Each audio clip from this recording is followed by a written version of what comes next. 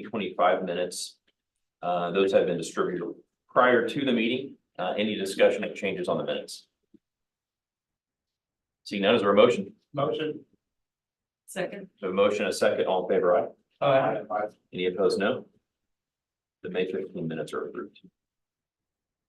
Next, we'll move to the public comment period. In tab 15 on your iPad are the public comments. And I believe there are some additional public comments that were distributed to each of your spots. We'd also take any public comment for anyone that is here to speak on anything. On your iPad are the public comments. And I believe there are some additional public comments that were Trying distributed. YouTube this time instead of. Little feedback, it's all right. But I guess it's gonna play while we're. We'll try that. Thank you. All right, seeing none, we'll move on. Next is the executive record report, Sarah. Yes, so at the Missouri Highways and Transportation Commission, they did approve the statewide transportation improvement program, which, you know, has several projects for us for the region, but new projects were the Kearney and 65 interchange improvements and the Weaver and FF intersection improvements, which is planned to be a roundabout. So we're very excited to have a couple of new projects. There were some timing schedule changes for some other of the big projects, but so they did approve that. And then we are already beginning, and some of the stuff at the end of the agenda will go to inform that, but we're already beginning the next round of prioritization for the MoDOT STIP. And we have, gosh, I think a meeting next week on that to talk about projects and what our priorities will be next year. You'll also see on the agenda today, we have several new trails planned with funding. I do need to inform everybody, if they haven't already, that our legislative breakfast is planned for October 21st at 7:30. And so hopefully, save the dates, you will have received those. As always, we are continuing to look for partnering opportunities. If you have grant needs or assistance in writing a grant, would like help with project management on a project, we are available, so reach out and let us know what we can do to help. I was going to announce that we are moving from Facebook Live to YouTube, and that was a suggestion from some of our federal partners who are not authorized to view Facebook on their work computers. So I hope it goes okay, but I guess we did have a little hiccup there.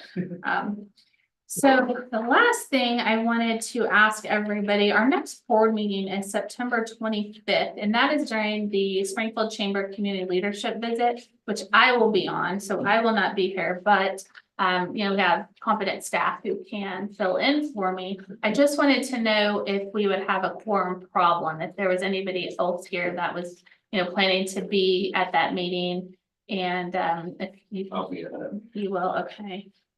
And any, And I mean, the trip, not here. right, right. And so I'll check with those that aren't here, but does anyone else know of a conflict that day? I'll be here. You'll be I'm sitting someone else on my staff. Okay, We should be good. yeah, okay, great, thank you. And that's all I have. Thanks, Sarah. Any questions for Sarah? We'll move on to the MoDOT update. I see Greg and Frank here. I think Greg, I think you're going to give the update. Yeah, that's right. Thank you. Good afternoon. So for the MoDOT update, I will start with personnel changes. Last time I mentioned that we were equity filling 2 district engineer positions across the state. I would advise that we did fill the Northeast District, and we are currently still equiting the Southeast District, but interviews have taken place, and so we should know something there soon. Last time I also mentioned the state design engineer position, and I understand interviews have taken place there as well. So again, we should know something there in the short term as well. So that's positive news. Next, I'll touch base on bid results, fiscal year 25 numbers. These are updated through the June 4th award. For the urban area, we ended up with 11 projects awarded at $89.9 million. Which equates to approximately 5.2% under what we had programmed. The majority of this work is work that was awarded on I-44. Overall, for the Southwest District, in the rural area, total, we had 45 projects awarded at $188.4 million. And we came in at 4.4% over program, which equates to $7.9 million. Next, I'll just touch base on some Southwest District news, just to kind of share some information on some projects. First off, our I-44 6 lane from 13 to 65. Last time I advised of a major traffic shift, that all went smoothly. Traffic, for the most part, is really navigating that work zone well. I would advise that with the rain events, we are slightly behind schedule, but our contractor is now working 6 days a week, to try to get back up and get back on schedule. So just FYI on that. Our Sunshine Street Bridge west of Kansas, I mentioned this last time, but we are still on schedule to close that bridge down the first part of August. We do plan to complete that work by the end of this year. The additional general revenue projects for I-44 stretches from Joplin to Conway. I just want to advise that we did have public meetings for those projects in Joplin and Springfield this week. Monday we were in Joplin, Tuesday we were in Springfield. We had a pretty good turnout for those meetings, 30 to 40 customers. Received a lot of really good feedback, and the understanding is, and the message we received is that, 44 does need improvements. So really good meetings. The Forward 44 environmental study, I just want to advise that study is complete and it is posted to our website. So if anyone is interested in that, they can go out and view that study and see what it says about I-44 and the needs. And then finally, Sarah, you touched on this, but the 26 through 30 STIP, it was approved by the commission at the July meeting. It contains over 1,200 projects, all modes of transportation, a total of 13.3 billion. And it details 9.5 billion in road and bridge contractor awards, averaging approximately 1.9 billion per year. We're very excited about that. Definitely a lot of work, a tremendous amount of work in the Southwest District, and a lot of improvements coming our way. That concludes my update. Thanks for that, Dick. Great. Greg, could you maybe fill us in on the tier 1 suggested improvements on I-44 and what that means for our area? Basically, those tiers were prioritized based on a number of variables. What it means for our area is that, we're essentially using that study as a roadmap with funds become available on how we're going to tackle I-44 with our proposed improvements. So, a lot of the tier 1 area for the urban area, it is getting addressed with the general revenue funds. We've got 13 and 65 with the additional GR funds that the design build that I talked about last time. We're gonna go from 13 west to 160, an additional 6 lanes, 65 east to 125. But then there is a gap basically from 160 west to James River that is tier 1 that is left unfunded. So that's something that we're working with central office on. The unfunded needs list from a statewide perspective will be updated with information from the study. And we will continue to look for opportunities to get that tier 1 stuff we consider. Any other questions? Thank you all for being here, Greg. Next, we'll move to legislative reports, and I see Mike Esser here from Senator Schmidt's office. Hey, everybody. Just a couple of things I know have been going on lately. Obviously, we had the reconciliation package get done on the in Congress a couple weeks ago. Really just an extension at its core. It's an extension of the 2017 PCJA. There's obviously other elements of it as well too, but probably too much to get into here. This week, the Senate passed through yesterday, actually, the rescissions package. That's going to have to go back to the House because there were some slight changes to it. But it's about probably the first time, I think, been about 33 years. I think 92 was the last time that there was a rescissions package that went through. So there's some precedent being set there. It's been a while since we've done anything like that. But Senate passed that through, and then Senator Schmidt was the lead senator on that, shepherding that through on the Senate side.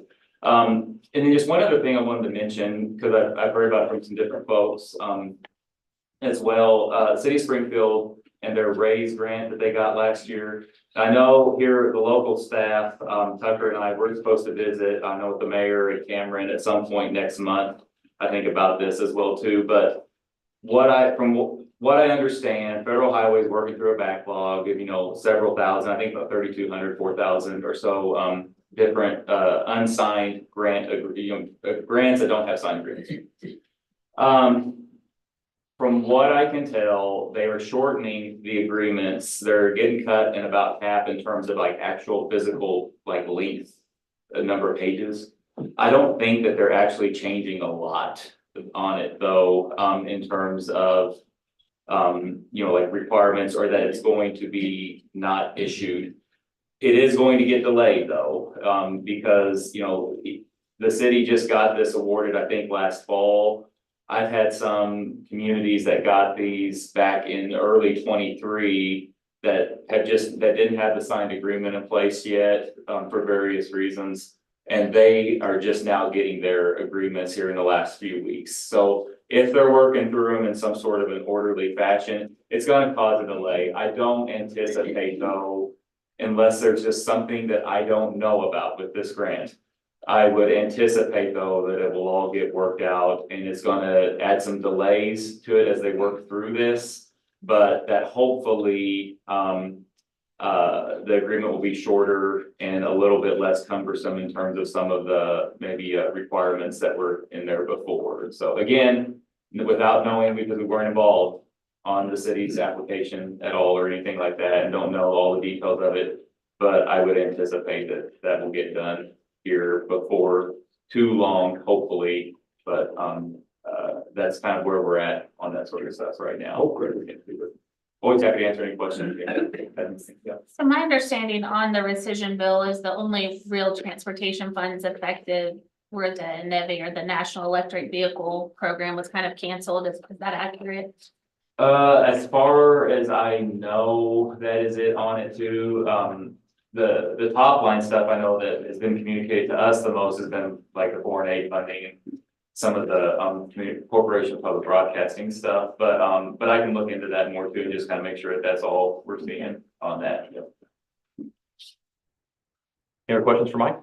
I just would like to say thank you for the update. The raise grant was something that we've been talking about a lot in here, so thank you for that. Great, thanks. Appreciate it, Mike, and thanks for all you and the senator do for the community. You've been a big advocate in many ways, so much appreciated. All right, next we have under legislative reports, Representative Bill Owen has joined us today, and he's just been a tremendous advocate for transportation in Southwest Missouri and certainly a great friend of OTO. So just like to give you an opportunity to update us and let us know what you've worked on the past couple of years. And to highlight the fact I'm late for the meeting. Just in time. Just in time. Well, thank you all. I apologize for being a little bit tardy, but this is one of my focus areas for when I decided to run for the legislature was try and direct funding to where it will show a return on investment. And you look at the focus areas 44, LeCompte Road, and now MM. If we can get the funding for MM, I think we really have set ourselves up for a number of years as far as making ourselves accessible to development, commercial industrial development. And so that's kind of been my focus along with I-44 and of course that's tourism, that's nationwide transportation, not to mention our regional transportation. It's such a key piece and unfortunately, the bad news I guess I have to deliver is things are going to get tight. We hit a time frame with all the monies coming down with ARPA and everything else that we were able to direct some of that for some of these key projects, particularly 44 in our area. But that money's dried up. We had a very small increase projected in the past fiscal year, and that's exactly what happened. I mean, we were just about flat. We haven't really started putting the consensus for this next fiscal year together. Probably we'll hear about that in the fall. But I think it's going to be about the same. And so we've one of the things we're real good at up there is we're real good at finding things to cut on the income side, but we don't simultaneously focus on cutting on the other side of the income statement. And some of you may know, the previous speaker asked me to try and look into what we could do on tax credits because it's just gotten out of hand. We've gone from in 2010, I had a policy group that did some research for me. We did about 100 million in tax credits in 2010. Last fiscal year, we did 910 million in tax credits. And that doesn't include what we did this year with potentially the Royals, the Chiefs, and I can list a couple others that we passed.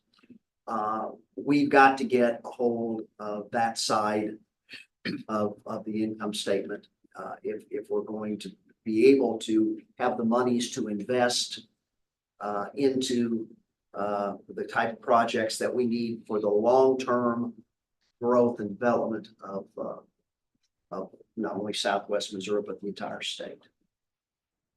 I really don't know what else you all want me to talk about, but I will say I had a nice conversation with Jason Smith about 2 months ago. He was in Jeff City, and I'm pretty good friends with both of the reps from Phelps County, which is in his congressional district. In fact, one of them used to work for him. And I said, I'd like to have 5 minutes with him to talk about I-44. And I got a chance to do that. And kind of, while I didn't have all the information, I kind of gave him a sense what we were trying to do, that, we directed most of our state funding to 70, even though MoDOT's own freight tonnage study shows that the differential between 44 and 70 is 7-1. But anyway, that's what we did. And that we can't do what we need to do on 44 without federal help. And he made a very positive comment at the end. I hate to quote him, but I said, well, I sure appreciate you saying what you did. And so we left it that we'll be getting some information to his staff. And you all, OTO has been so great to provide us information. And when I need information to take to other people, Sarah and her team have just always gone above and beyond to help out. And she's in the process of putting some stuff together that we can take to meet with some of Jason Smith's staff. But if we can get him on board, along with, Burleson's on transportation. I think Anders on transportation. And of course, we got an extension for a congressman up in the Northwest District, the 6th, to stay on his chair. So hopefully the stars are aligned where we can hopefully try and draw down some federal funds, because that's what it's going to take if we're going to keep moving the ball forward in trying to bring 44 up to the standards that we need it to be for the country, and as much as for the Missouri and for Southwest Missouri. I'll just kind of stop there. Do you have any insight on, maybe you could explain what happened with MM and the withholding and how we might work to assist there? Well, again, no, we did not grow our revenue, but then that's what our projection was.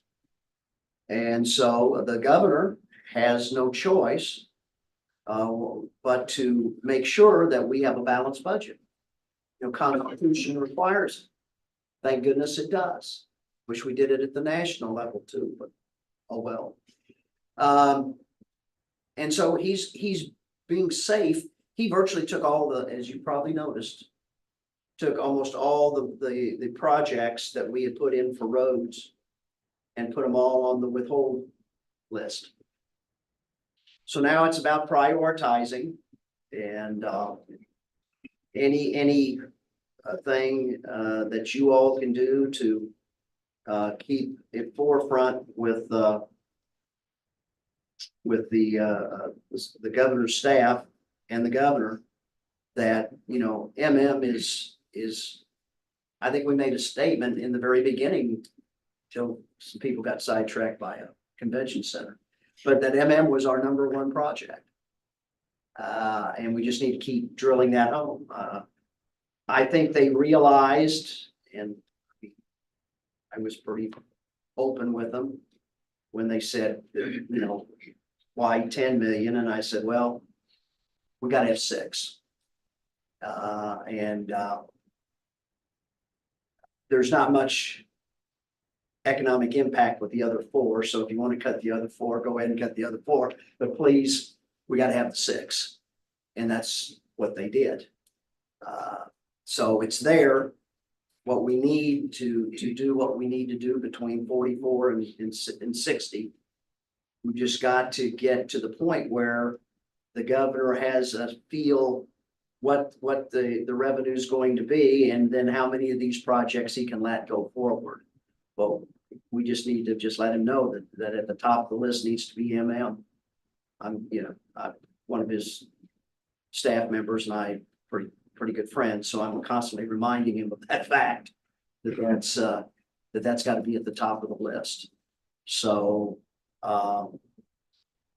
because really, I mean, if you think about it, I mean, there's going to be a point in time where it's going to get so congested on MM if we don't do something, that while we have this opportunity to really literally do industrial park after industrial park after industrial park, because there's no city in the way, there's the topography is decent, but at some point we're going to have so much congestion on MM if we don't get that thing improved, that it's going to slow us down. It's going to make it harder to get people to agree to move their plant there if the congestion is so bad. And so, I mean, that's just the point we got to make. But if we can get that, and of course, I love driving by LeCompte Road now that it's under construction and thinking about what's getting ready to happen above ground there. Man, it could really set us up for the next 10, 20 years. Any other questions for Representative Owen? Bill, thanks for the update and thanks for all you're doing for transportation. Appreciate the relationship. Well, and guys, I can't appreciate you all enough, because, so many of you do come up to Jeff City or find ways of connecting with the governor and his staff and that's such a critical piece. We got to work at both ends. So thank you all for what you all do with OTO. Thanks, Bill. All right, next we'll move to federal funds status update, and that's in tab 2. And I think Jen is going to update us there. Thank you. Thank you. So we have put together a new kind of one-page report this month, just to kind of give you guys a visual, fuller picture of where we are in terms of spending those federal dollars. So we still have the thermometer that shows how much we obligated. That's last night, we changed daily. How much we've obligated so far this federal fiscal year, as well as what's pending. So the pending are things that everybody locally, our local agencies, as well as the local NODOC staff, has done what they need to do. And now it's up in Jeff City to work the process between central office and federal highway. The graph in the middle just breaks down what's remaining on our critical and at-risk obligation list, and it's categorized by the lead agency. So there's actually about 3.9 million that we're just kind of waiting for some final comments from MoDOT on. So they haven't moved to the thermometer yet, but they're still showing in this graph. So Springfield, don't panic. And then the bottom graph shows, where we can essentially, it shows, how the obligations have come in over the fiscal year. And you can see, in March, we actually de-obligated more than we obligated. So we're still trying to get back up to where we were in February. And then the last July, August, and September, just my best guesses on when those last obligations will hit, and then we'll see us getting to that 100%. I do still feel like we're going to hit that 100%. It's going to be really close. We have about 4 weeks left to submit things to MoDOT that still needs to be reviewed. And we have about 6 weeks left for MoDOT to be able to submit those obligation requests to central office. So we're right at the tail end of this, but I think we're still gonna get there. Any questions? Thanks for the update.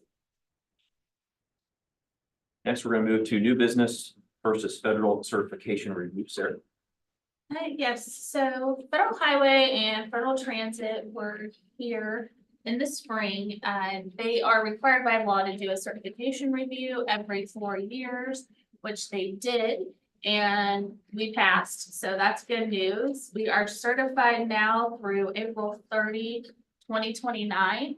And why we care about that is that means we can keep receiving and allocating federal funds for the region. So that's good news. They had a lot of good things to say. They had some recommendations, which we will work on addressing over the next year or so. One of which was move from Facebook to YouTube so that, you know, was more accessible. So we'll go through those as we work on them. But overall, good news, everything was positive, and the way that you gauge that is they will have a corrective action if you're in trouble. So we have no corrective actions, only commendations and some small recommendations. So I just wanted to inform everyone of that. Any questions on that? Thank you for that. Next, we'll move to FY 2026 operational budget amendment 1, and that's in tab 4. Just as a reminder to navigate, you can use the ribbon on the right-hand side to find the tab you're looking for. Debbie is going to update us on that. We have approved our FY 2026 budget in May, but since May has happened, we have several projects that we're managing for other agencies. That Sarah has mentioned, we do help assist different agencies with currently multi-trail projects. So we're assisting 2 agencies, City of Ozark and Ozark Relays, and for a total of 7 different projects. And the contracts were supposed to be completed by the end of May, but due to various things, each project's a unique circumstance. But the final invoicing was not going to be closed out on all of them. So we've done contract extension, bringing them all into the new year with new contract expiration dates. So because of that, we need to go ahead and add to the fiscal year 2026 a budget amendment. So at the page 11, I believe, in our budget document, towards the very end, we have added this grant budget back in. These are the carbon reduction program funds for trails, and we are making $290,000 in revenue grant reimbursements, and also we're going to add in the remaining contract balances that we're going to expend pay out these consultant contracts for $346,000. The match money came in the prior fiscal year and it's been sitting in our special projects checking account. So you'll see it just says local match reserves on that.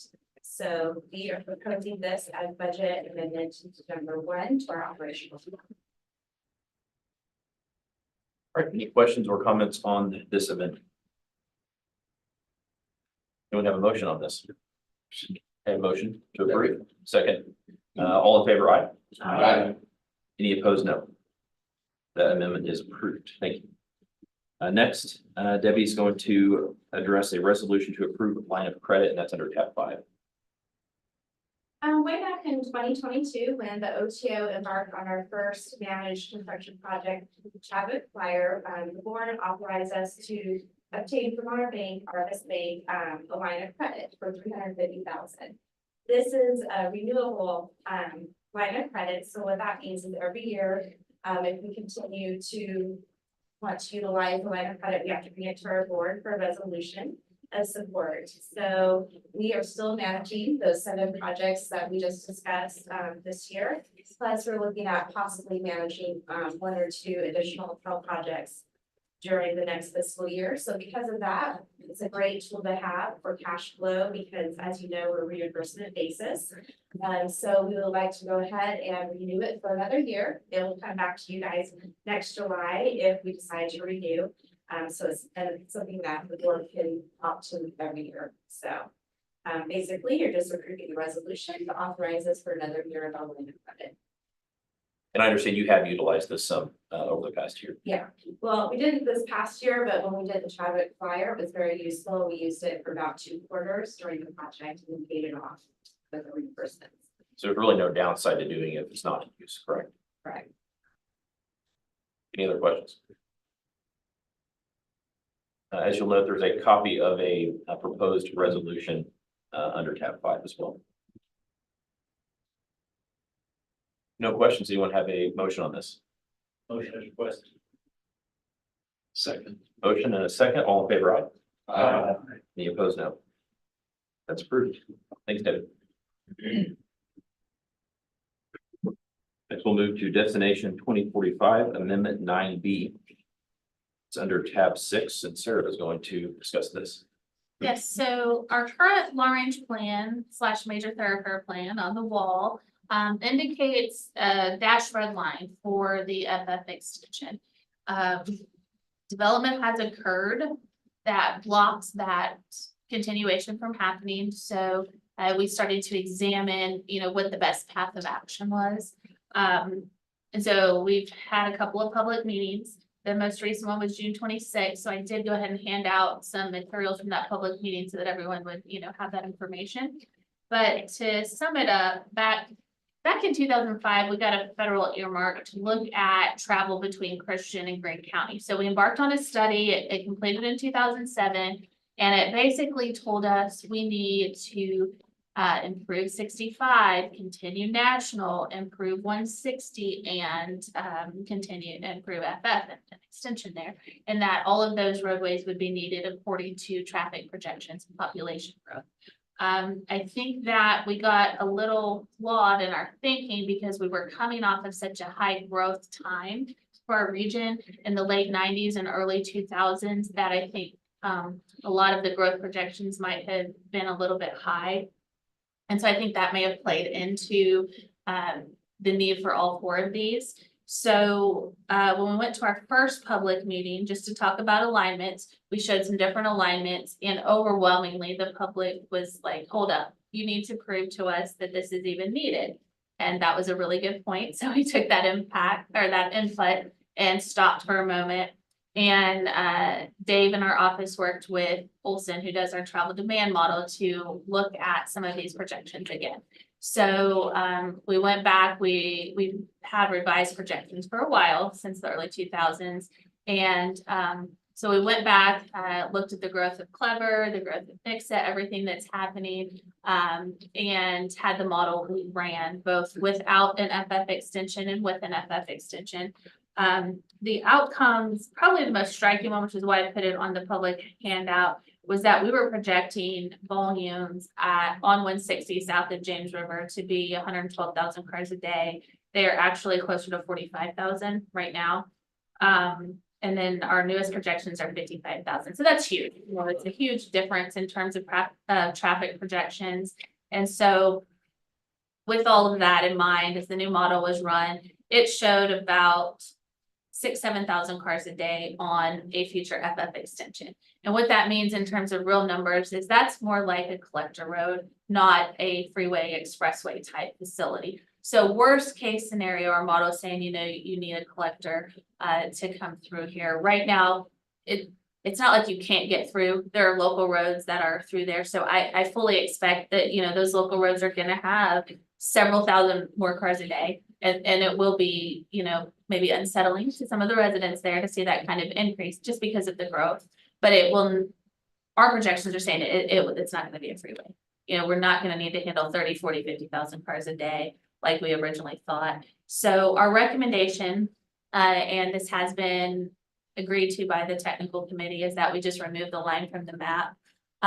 We took this to the public back on June 26th and showed them that proposal. Overwhelmingly, they wanted to see that come off. I think we had 2 or so comments that, people think it's important going into the long term. So taking all that into account, we did put the public comment in your packet so that you could read that. But we are recommending that we just remove that line from the map. I'm not saying that there might never be a case to put a collector or some other road on there, but we really want to look at it holistically over time and work with Christian County to understand it if that's something, that they would be interested in or not. But as far as a high level freeway, that just isn't appropriate. Thanks for the good explanation. I know this is a topic that many of us have received correspondence on over the past several months.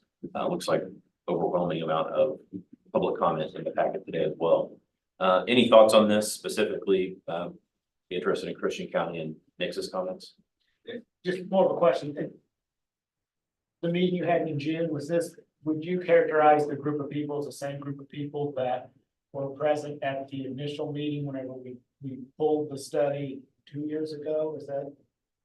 You say it's the same group of people, or? I unfortunately was not there because I was at a funeral. So I can't tell you like I recognize the faces, but you know, some of the questions I got ahead of time, I do believe it was a lot of those same residents in that area, but we specifically both times sent postcards to everyone within I can't remember the distance, but a certain distance of those proposals. So I would say yes, because of that specific outreach. A lot of the feedback we had during the meeting were people saying, we wanted to come double check if the flag wasn't made off the map. So we did hear a lot of people that mentioned, you know, but I don't know everybody here, but. You know, it's like, And just from the city of Nixon perspective, our growth pattern doesn't really take us out into this area in any kind of topography and utility delivery, looking at it through that umbrella. I agree that the growth isn't gonna happen in this area. That it just, there's not a good opportunity for movement in that direction.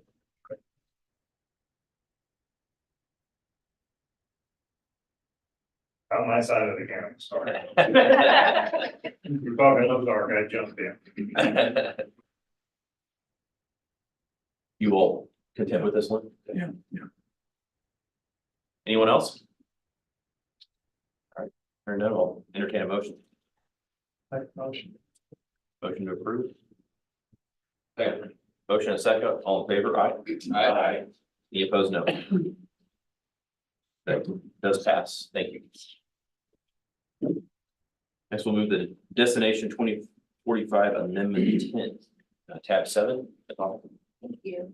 So we do have our transportation improvement program later on the agenda, and for projects to be programmed in the TIP, they need to be in the long range plans first. It's the required workflow for that. And so with every year when we update the TIP, we always go back and double check that projects you know, are accounted for in the long range plan. And so several of these are new. And then the last two were moved from the unconstrained list to the constrained list. So all of these have been added to the constrained list, and they do fit within the fiscal constraint of the plan. But it includes the Nicholas and Tracker intersection improvements in Christian County, North 21st and 22nd intersection, and roadway improvements in Ozark, the Weaver Road improvements from FF to Cloverdale, Hughes Road improvements and the Hughes Road extension in Willard, and then the FF and Weaver Road intersection. And so some of these may have already been previously in the TIP under scoping, but that was a category that we have, and now we're looking at specific projects for construction. So we wanted to make sure they were called out. So. Any questions or? Hearing none, does anyone have a motion on this? So good. Motion to approve, Second. and a second, all in favor, aye? Aye. Any opposed, no? That amendment is approved. Next is federal functional classification change request. David, I believe is going to update us on that next in tab 8. So, the quick background that it says on the package, just sort of major circle plan, the federal functional class is different than the major circle plan, which is the future route system. Federal functional class is basically the current functional class. So we normally do a call for project in like the fall of each year. But it's an open call for project, so jurisdictions can always put an application to change functional class. So we got 3 applications currently. One is from the city of Ozark for that quarter we kind of heard about a second ago, the 21st, 22nd, and kind of along here a little bit, and North 20th, which they call the outer road, which is west of 65 between CC and 14. They currently working, the focus is mostly on the north side of it. But they're anticipating more commercial growth, especially along that, so. To make it eligible for federal funding, they want to request to change it from a local to a nature collector. The second one is for the city of Bradford. There it is, Harrison Avenue, basically south, and then kind of connecting over to 125. The northern part kind of is already a major collector right now, but they've seen a lot of residential growth in that area. And then it goes out of the urban area, so to make it eligible for federal funding, it will be major collectors and requests there, and then connecting it to 125. The last one is for Willard, but just for Hughes Road. So they're seeing more traffic there as well. They also have more residential growth there, so the Hughes Road part of it is already a major collector, and so they want to extend that future and then connect it to 16, so that's there to change it to local to a major collector. And the TPC already reviewed this and recommended the change of the approval, and then once the OTO board vote on the goals, should review the.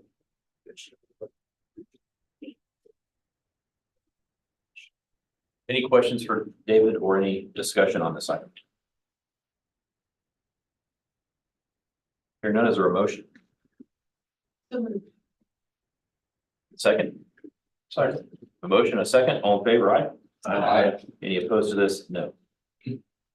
That is approved. Next we'll move to G, trail and sidewalk funding recommendation. So we hold a call for projects in March, April of this year. For trail and sidewalk projects for our TAP and CRT funding, we received a total of 11 applications. So more applications than what we recommend to approve. We kind of supported with a bicycle and pedestrian advisory committee. There are some great projects, not a lot of big projects per se. When it comes to mileage, the total is 2.5 miles of all the project. The longest one is a City of Springfield Grand Street project, about a mile, but there's like some important gaps, like South Street Greenway, which is the #1 project there, with the connection between the South Street Greenway Trail under West Bypass to the Wilson Street Trail. So a connection that has been wanted for a long time. Second one is the Ward Branch Greenway, which will then connect it to the Fremont side pass the city is planning to do, so that will connect around about the Ward Branch over the Fremont back to South Street. So create a lot of the regional trail system. That there's some projects from ODOT kind of extending their trail system there, making better connections to the Chadwick Flyer. And then we have 2 engineering projects, which is public road, which kind of will close the gap between the Wilson Street Boulevard, which was finished last year, and now the Shooter Street, which has been just finished, to the Wilson Street on Republic Road, 2 miles, and then some engineering for City of Republic section along Main Street.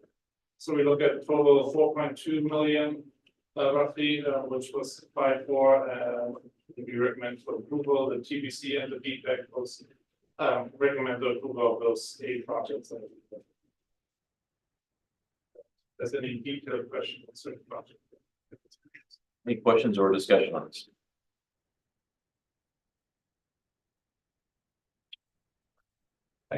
I do have Please. a question.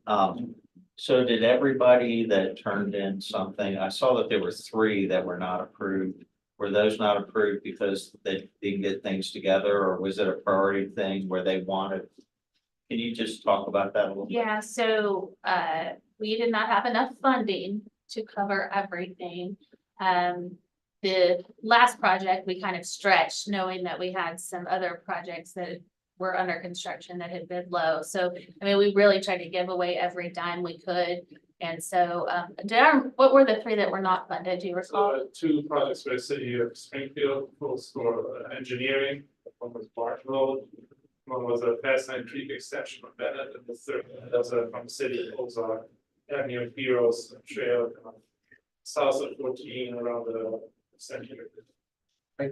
I just have a question, and this is I'm not trying to say what we should do, but I'm just curious, if you have projects and do you ever fund them at 70% and get them all? Or is this traditionally the way you do everything's 80%, and the ones that that are not prioritized?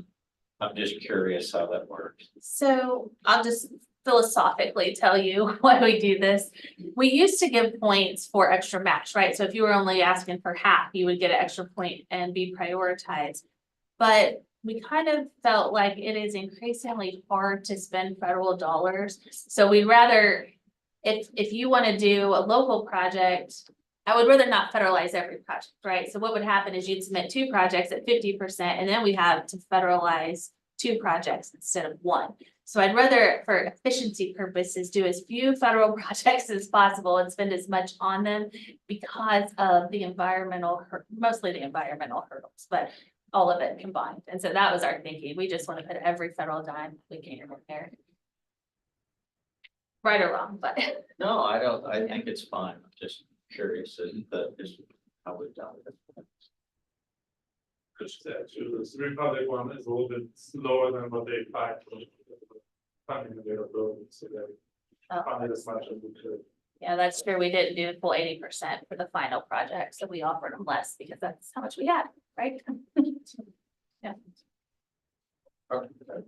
So when it comes to those projects that didn't ultimately get funded, like 2 were mentioned, City of Springfield, and we engaged them to prioritize, is that how that works, or how does that flow? No, we score every project. That's all based on that, okay. Thank you.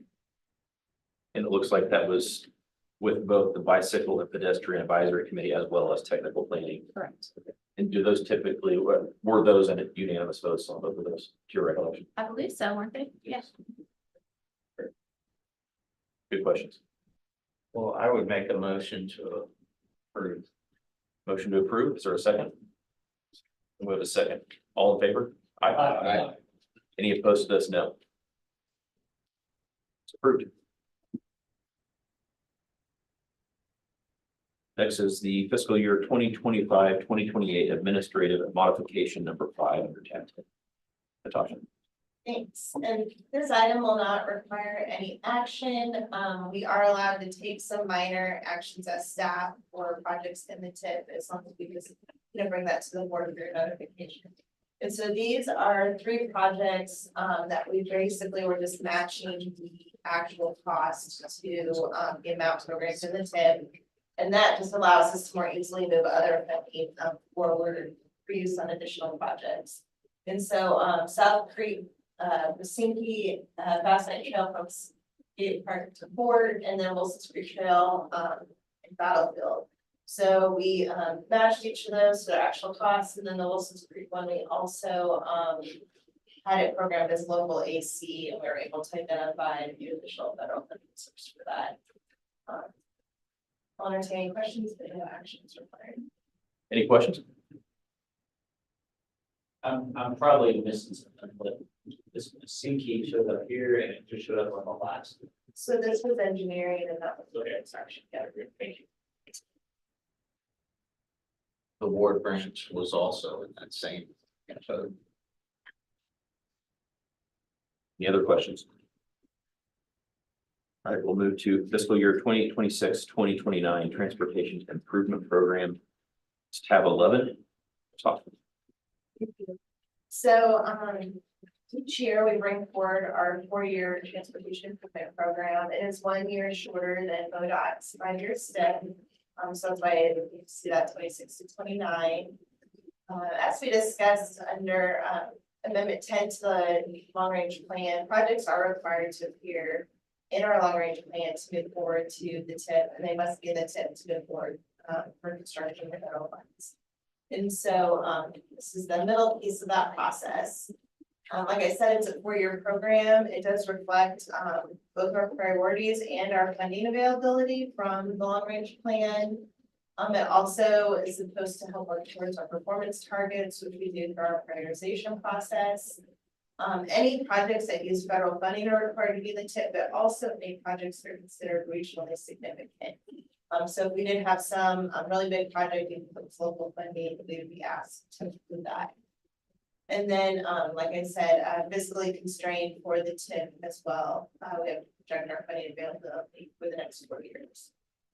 So kind of the process, we do while we do public input on a year-round basis, you guys see that at each of your meetings.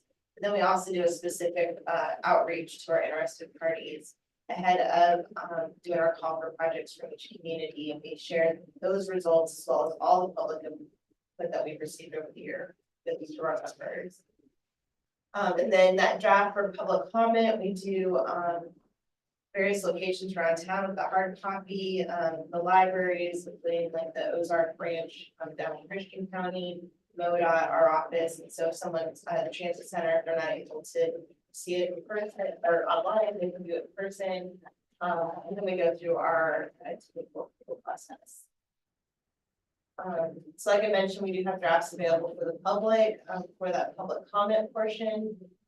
We do a legal ad in the newsletter, and then depending on what kind of changes we have between the technical planning committee and the board, we'll do additional outreach.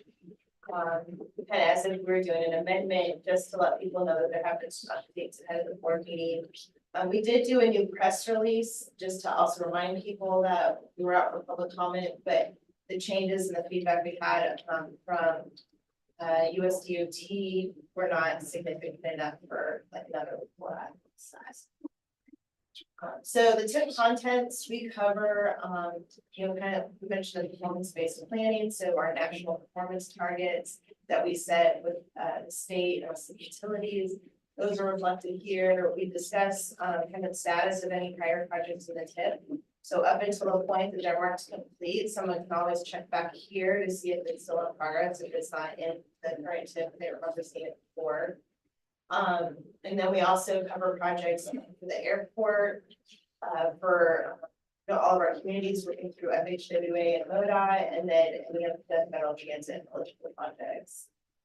We review our revenue projections, go over regulations and certifications, which that's another item on the agenda. And we include a copy, kind of a summary of all the public input received in that final chapter. So you'll see on our state and federal revenue for the tip, that first year is really high, but that's the I-44 work that we're doing. So all the revenue for that. And then we kind of get back down to our normal or even years there.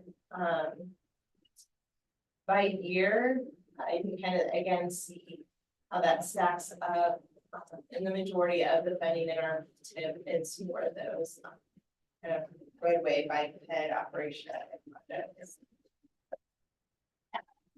And then by who's sponsoring the various projects in the tip, you can see the breakout here. So we do have a few OTO sponsored projects, including our SV Urban that we use for operations, but then also folks that manage projects. There's the cost shares, our local public agency sponsored projects, and then MoDOT. Again, you see I-44 reflected there as well. So cost shares in the tip this year include ITS operations management. That's a partnership between Springfield and MoDOT for the TMC. Route MM from I-44 to Route 360. And currently still programmed, I know there's some discussion going on about that, but the Route CC from Fremont to 22nd was our. We mentioned some of these next slides before our discussion on the MoDOT STIP at a prior meeting. Sarah mentioned as well, but we do have some new projects in the tip this year from our prioritization list. And that includes the FF Weaver intersection, and then the Kearney US 65 interchange improvements bridge replacement. So that bridge is projected to reach a level of concern in about 29. So that should help with that. And then one project was advanced, and that was I-44.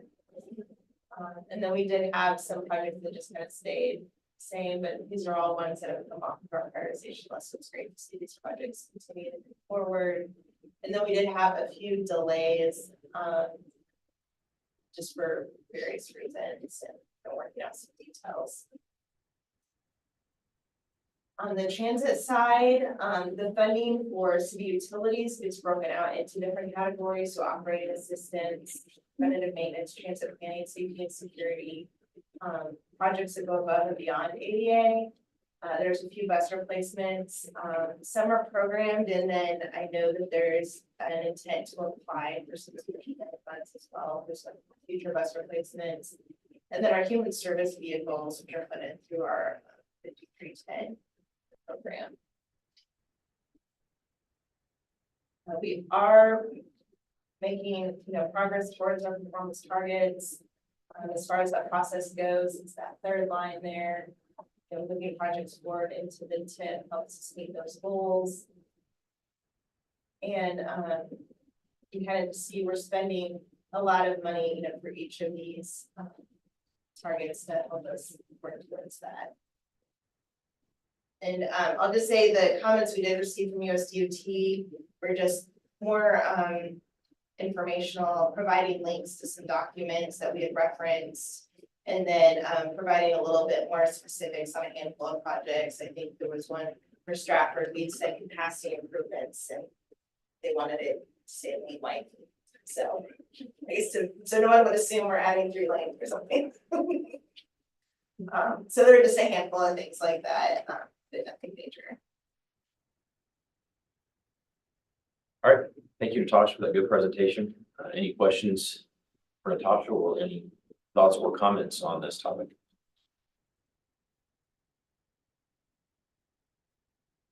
Does anyone have a motion? A motion, how about a second? Second. Motion a second, all in favor, aye? Aye. Any opposed, no? That is approved. Planning process and financial capacity certifications. Sarah, So I'm actually gonna kick this to Natasha. all right. And there are a copy of these certifications, I believe it's the last item at your seat as well. But essentially, we are asked to certify annually with our TIP that our planning process meets the requirements set out in the regulations, and that we have the financial capacity to put projects forward.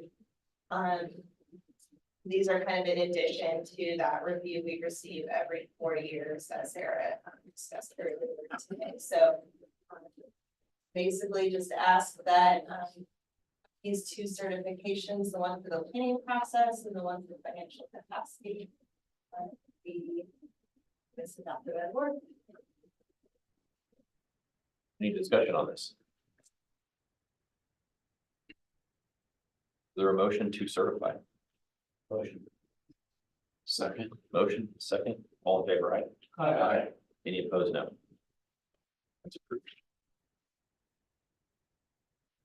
So we'll move to the 2027 and 2031 draft STIP project prioritization and criteria.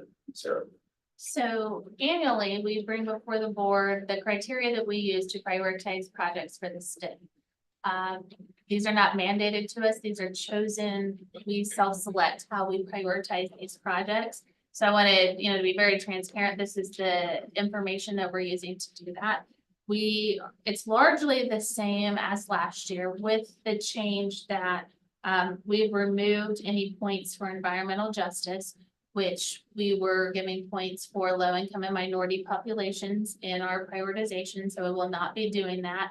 And a lot of that is pursuant to USDOT advisement. So we'd like to, continue to have our funds flowing. So we are agreeing to do that. And so I felt like it's really easiest for the public to understand a 100-point scale. So I reallocated those points to other areas such as railroad safety, percentage break, and bridge condition. In an effort to, continue really to keep it at 100 points. Not all of our projects have railroad or bridges, so I do not believe that will make a huge impact on the overall scoring of projects. But just to highlight, probably the ones that do make the biggest difference are the volumes. We always try to prioritize the freeway system above others.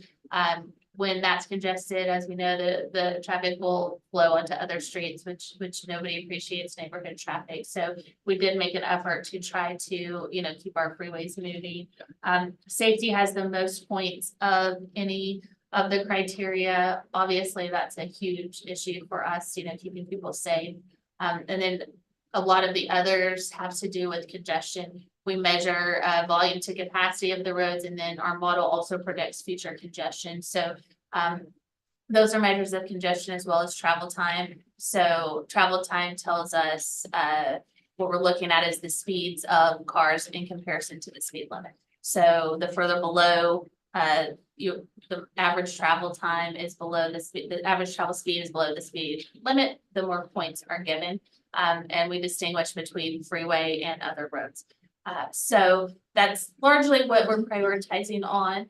And so what we would like to see is, we would like to see, yes, a motion to approve the prioritization criteria as presented. Always open to ideas and other methods, but you know, this is kind of where we've gravitated over the last several years. And if you don't have it in front of you on tab 13, there's a chart outlining for each point is allocated and then the suggestion for 2026. Any comments or thoughts on this? And what are the additional regional points? Oh, yes, I'd be happy to talk about that. So over the last couple of years, we wanted to ensure that every community could get a project. So especially some of our smaller communities, without some adjustment made, they would just never make it to the top. So we're proposing 25 points if a community has not had a project in the last 5 years. So you can't use it all the time, but you know, obviously if you haven't had something in that community for a while, that's a way to elevate some of those projects.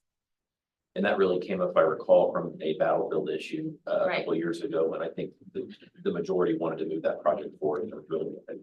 Right, and yeah, the points, it was on the FF and Weaver roundabout, the points just couldn't come up because the volumes just weren't there, but it definitely was an issue, you know, of scale for them, so. Any other questions? Thoughts? Motion? Motion to approve. Motion to approve? Motion and second, all in favor, aye? Any opposed, no? That's approved.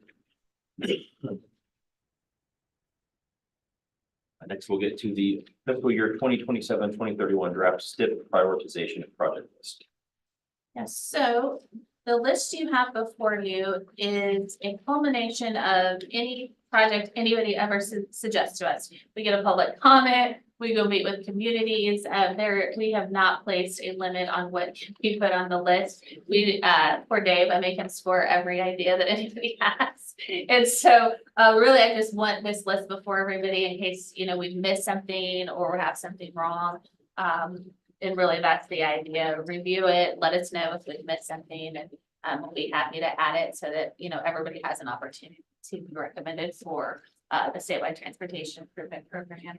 So my notes say kind of conflict. We don't need an approval. We do just need just a review. So I don't need the official action. Okay. Just information. Any comments on this today? Is there a time frame that we would need to give you comments if anyone has any? I really like it in about a week. I think we have our first STIP meeting next week, and it'd be nice to work it in, but I'm sure if it was a high spring project, it's there. So. Okay. Well, if you do have further comments, especially in the next week, just reach out to Sarah. Any board of directors member announcements or transportation issues for board of directors member review? Anyone would like to bring up? Please. I'll mention we had our trial review with Federal Transit Administration 2 weeks ago, I guess, and received 0 findings. So that's the second straight trial review that had no findings. It's pretty rare to have one at all with no findings. To have 2 in a row is basically unheard of. So really proud of our staff for that. Congratulations. And all the cooperation from this organization for that as well. We did also have a new regional administrator, her name's Carrie Butler. She was down as a part of that. We got to meet her. She's a big advocate. She came from an agency similarly sized as ours. I think she understands some of the challenges that we have, some of what we face. She didn't come from a big 7, you know, Philadelphia, New York City, Boston, San Francisco. So I think she has some perspective of what we face here. So that'll be good. She was a really positive experience. Kelly, can I ask you a question? Yeah, I was looking at the at the previous report, and it had the rider portion at 7% of the overall budget. And I remember earlier this year, you said one of the things that happened was we didn't get the same grant that we had before, and that kind of raised city utilities costs for the overall. That's been a while. What is the grant situation like to help cover some of that? Because it looked like it was gonna be almost all city utilities again. Yeah, we do project less federal transit funds going forward. That's just, we think that's gonna be the reality. We benefited from some COVID funds, some ARPA dollars and things like that over the past few years, but we anticipate that that's now gone. And we don't really see that back.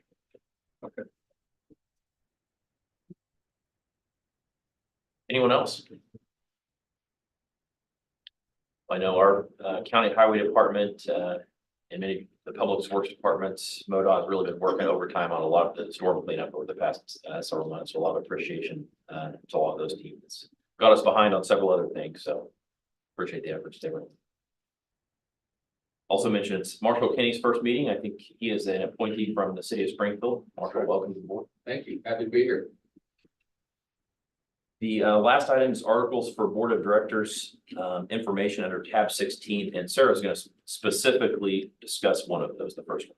So I've used this as an informational item with the articles, but St. Louis, the NPO up there, East West Gateway Council of Governments passed a resolution asking MoDOT basically not to take any unspent funds. So frankly, I asked them months ago to do this, and I wanted to do it, you know, with all three of the urban areas, and they weren't ready to yet, but I did want to advise everyone that they are requesting that officially and did pass a resolution.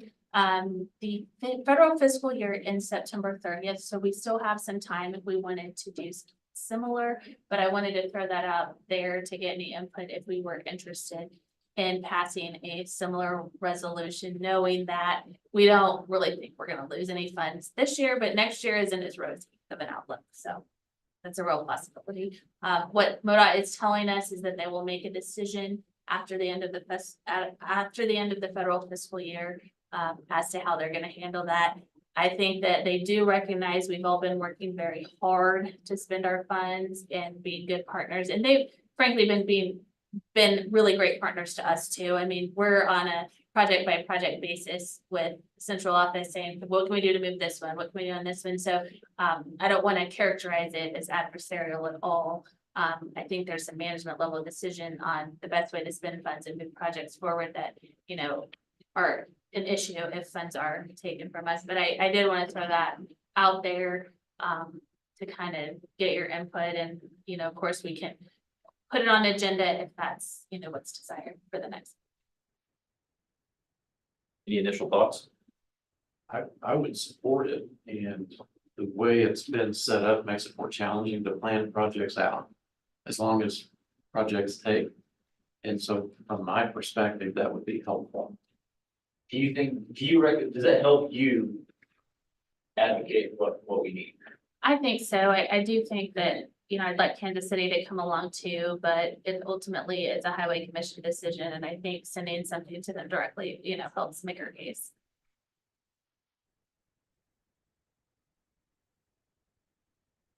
Say, let's do it. Okay. And I think you were going to maybe do some additional research between now and the next meeting, but it sounds like you have support to put this on the agenda. We can further discuss at that time.